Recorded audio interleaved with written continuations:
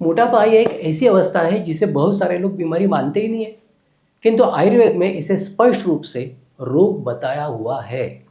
आयुर्वेद में इसे स्थूल्य रोग कहा गया है, जिसका अर्थ है शरीर में अतिरिक्त ज़्यादा मेदा धातु जमा हो जाती है, शरीर प्रमाण से ज़्यादा स्थूल या मोटा हो जाता है। लेकिन ये मोटापन अकेले नहीं आता है, या अकेले आता है तो ठीक है, लेकिन ये अपने साथ अपने सारे दोस्तों को भी लेके आता है। इसका अर्थ ये है कि ये बहुत सारी व्याधियों का कारण भी बनता है। इसीलिए यदि आप जल्दी सतर्क हो जाते हैं तो इन सभी व्याधियों से बच सकते हैं। बहुत सारे लोग ये कहते दिखते हैं कि हम कुछ ज़्यादा खाते भी नहीं है, एक्सरसाइज भी ज़्यादा करते हैं, फिर भी वेट बढ़ रहा है। वेट के लिए कुछ भी करें तो थोड़ा बहुत वेट कम हो जाता है, लेकिन फिर वही समस्या बढ़ता ही जाता है वेट। तो करे क्या? यही समस्या हल ही नहीं होती है, बड़ी जटिल समस्या है। आज हम इसी समस्या के लिए एक ऐसा उपाय देखेंगे जो आपको बहुत ही अच्छे परिणाम देगा।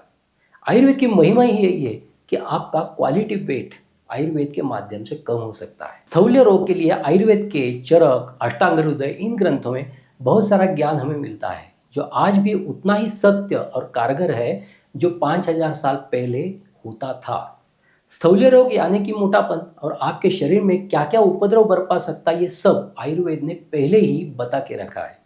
और इसके साथ स्थूल्य रोग से निपटने के लिए बहुत सारे बढ़िया बढ़िया उपाय भी बता के रखे हैं आयुर्वेद ने, जो उपाय आज भी बढ़िया काम करते दिखते हैं। पहले तो मोटापे में शरीर में विशेषतः नितंब, पेट और छाती पर ज़्यादा फैट्स, जिसे मेदा धातु कहते हैं, वो जमा होने लगते हैं, जिससे पेट में वायु बंद हो जाती है और बढ़ती है और भूख को ज़्यादा बढ़ाती है।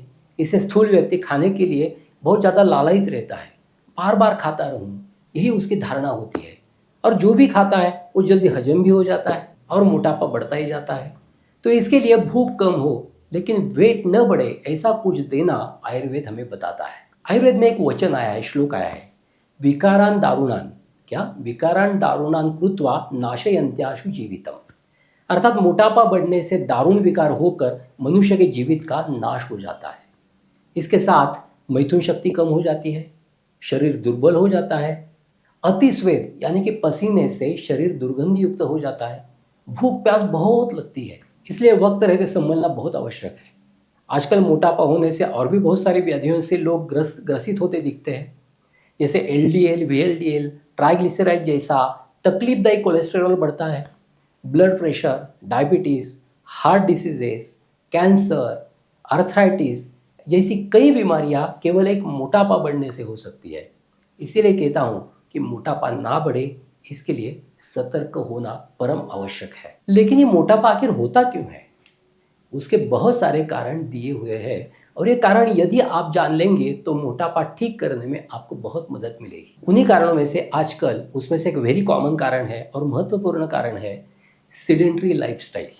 यदि आपको कुछ चिंता नहीं है, कुछ कष्ट भी नहीं है, जिंदगी आराम से कट रही है, चारों ओर खुशी ही खुशी है, इसी स्थिति में आपके शरीर में कॉर्टिसोल नामक हार्मोन ड्रॉप हो जाता है और आपको भूख अच्छी लगती है, बहुत भूख लगती है आपको, और जो खाने के लिए आपको लालयित करती रहती है, भिन्न भिन्न प्रकार के व्यंजन खाने का आपका बहुत मन भी करता है और आप सब चीज़ें खाते रहते हैं। अध्यशन अर्थात आप बार बार खाते रहते हैं। अत्यशन अर्थात आप बहुत ज़्यादा खाते रहते हैं, जिससे आपके शरीर की कैलोरीज बर्न नहीं हो पाती, पूरी बर्न नहीं हो पाती, आपका मेटाबॉलिज्म बिगड़ जाता है, फैट्स का मेटाबॉलिज्म बिगड़ जाता है, फिर बिना पचे फैट्स शरीर में जमा होना शुरू हो जाता है और आपका वेट बढ़ना शुरू हो जाता है। दूसरा कारण है कि यदि आप समय पर भोजन ही नहीं करते हो, बाहर का जंक फूड, फास्ट फूड ज़्यादा खाते हो, मीठा, खट्टा, नमकीन, पचने में भारी ऐसे व्यंजन बार बार लेते हो, एक्सरसाइज नहीं करते हो, तो इससे होता क्या है कि आपकी भूख धीरे धीरे कम हो जाती है, जिसके कारण आपके शरीर में मेटाबॉलिज्म को बेहतर रखने वाली अग्नि एवं मेदाग्नि मंद हो जाती है और अधपचा मेद शरीर में जमा होना शुरू होता है, जिससे आपका मोटापा और बढ़ता है। यदि आपको हाइपोथायराइडिज्म है तो भी आपका वेट बढ़ता है। हाइपो का मतलब ये है कम।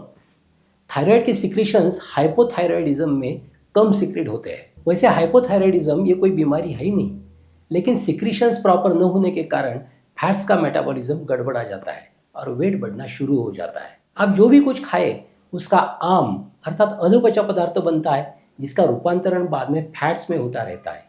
यही हाइपोथायराइडिज्म आनुवंशिक होने की संभावना भी ज़्यादा होती है। लेकिन आजकल की गलत खान पान की आदतों की वजह से ये किसी को भी हो सकता है। आज हमने मोटापे से कौन कौन सी व्याधियाँ हो सकती है, मोटापा बढ़ने के कौन कौन से कारण हैं, ये सब देखा। अगले पार्ट में हम देखेंगे कि आयुर्वेद के माध्यम से क्वालिटी वजन कैसे कम करें। तो अब यही रुकते हैं, फिर मिलेंगे दूसरे पार्ट के साथ। तब तक स्वस्थ रहिए, हंसते रहिए, मस्त रहिए। धन्यवाद।